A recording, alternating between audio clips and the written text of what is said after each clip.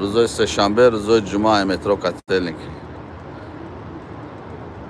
مرحمت نمرو در بالا اکران زنگ بزنید جد نزنید. автовокзал کاتلینگ منو تماشا کنید.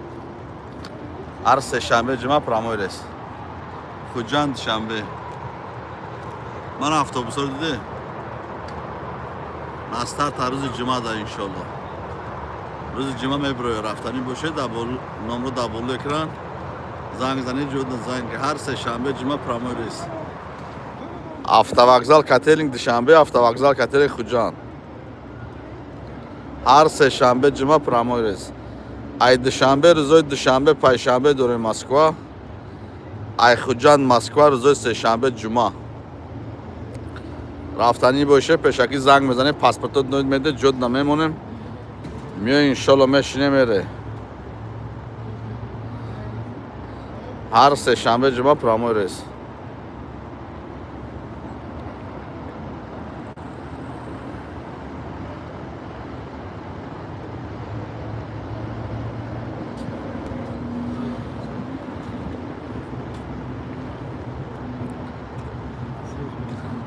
این تریتوری автовокзал ما باشه.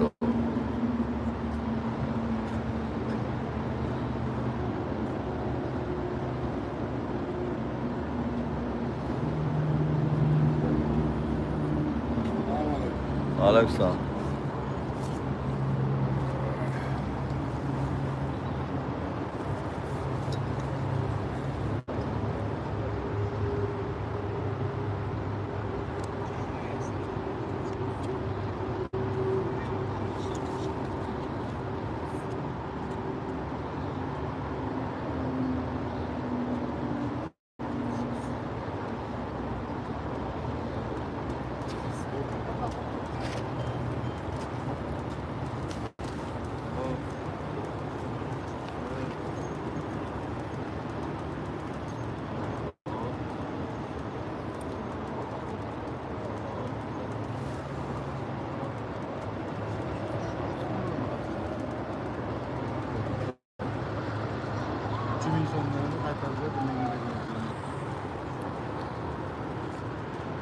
Mindan 9.000 menga bergan pulni ichida qo'lga qaytarib bermadi. Ammo 10.000 talik puli, ichida 5.000 talik pulni 1000 so'm charcha oldi.